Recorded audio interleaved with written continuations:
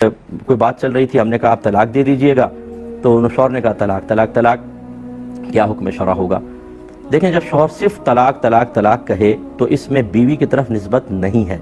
جب بیوی کی طرف نسبت نہیں ہوتی تو شوہر سے حلفیہ بیان لیا جاتا ہے کہ آپ نے طلاق کس کو دی ہے۔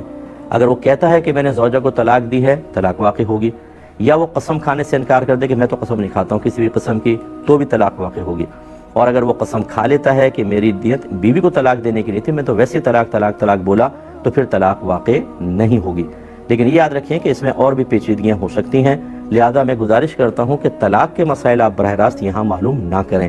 ابھی پچھلے مسئلے میں بھی دیکھیں مجھے کتنا لمبا سمجھانا پڑا، کیونکہ مجھے خوف پیدا ہوا کہ اگر میں مبہم سے بتا دوں گا تو پھر مسائل ہوں گے، اس لیے دوبارہ نئے سرے سے مجھے سمجھانا پڑا۔ ہمارے سمجھانا مسئلہ نہیں ہے، آپ کا سمجھنا بہت مشکل ہوتا ہے۔ اس لیے طلاق کے اگر کسی کو مسئلے معلوم کرنے ہوں تو ہمارے کنٹرول روم سے میرا نمبر لے لیں، یا اپنے قریب کوئی اہل سنت کا دارالعلوم ہو تو آپ وہاں ڈائریکٹ چلے جائیں، ان کو یہ لکھ کر دے دیں اور وہاں سے ریٹن فتویٰ لیں۔ ہمیشہ طلاق کے مسئلے پہ ریٹن فتویٰ لیں۔ اور میں مشورہ دوں گا اپنے بھائی بہنوں کو، جیسے اب میاں بیوی میں جھگڑا ہو گیا، اگر آپ طلاق کے مسئلے پر فتویٰ لینا چاہتے ہیں تو پہلے کویسچن لکھیں اور میاں بیوی ایک دوسرے کو دکھا دیں۔ ناراضگی بھی ہو تو بھیج دیں کہ یہ دیکھیں اس پر فتویٰ لے رہے ہیں۔ ہوتا یہ ہے کہ بیوی کو کچھ باتیں یاد ہوتی ہیں، کچھ وہ بھول جاتی ہے، وہ اس پہ فتویٰ لے لیتی ہے۔ فتویٰ دیا مفتی صاحب نے، طلاق ہو گئی، فرض کر لیں۔ پھر شوہر پہنچتا ہے، وہ کہتا ہے کہ نہیں اس نے پورا سوال لکھا نہیں، بیچ میں یہ بھی ہوا تھا۔ اب جب وہ مفتی صاحب دیکھتے ہیں حکم بدل جاتا ہے، تو وہ کہتے ہیں کہ ایسا، اب وہ آپس میں جھگڑا ہو جاتا ہے۔ وہ کہتے ہیں آپ نے ہمیں کوئی مسئلہ بتا دیا، اس کو کوئی اور مسئلہ بتایا۔ بھائی مسئلہ یہ ہوتا ہے کہ مفتی جو ہوتا ہے اس کو الہام تو نہیں ہو رہا، وہ وہاں موجود تو نہیں تھا۔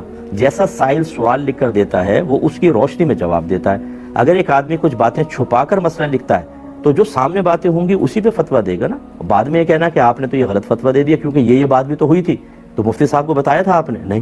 اس لیے ہمارے ہاں ایسی ہوتا ہے اکثر کہ اگر کوئی زوجہ بھیج دیتی ہے مسئلہ تو ہم کہتے ہیں شوہر کا نمبر دیں، پھر شوہر کو کال کر کے بعد اوقات تصدیق کرواتے ہیں یہ باتیں ہوئی تھیں، وہ کہتا ہے ہاں لیکن یہ بھی شامل کر لیں اس میں۔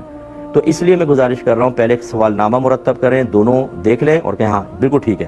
اگر وہاں اور لوگ بھی تھے ان کو بھی دکھا دیں، جیسے ماں ہوتی ہے، بعض اوقات بہنیں ہوتی ہیں، پھر یہ بھیجیں تاکہ ایک ایسا جواب آئے جس کو اس سوال کے روشنی میں ہر ایک قبول کر لے، ورنہ آپ بھی پریشان ہوتے ہیں اور پھر ہم جیسے لوگ جو ہیں وہ پریشان ہوتے ہیں۔ ایک مسئلہ پہلے آیا وہ لکھا، پھر دوسرے نے کہا نہیں دو باتیں اور بھی شامل کر لیں، پھر اس کو مرتب کرنا ٹائم نکلتا ہے۔ اس لیے امید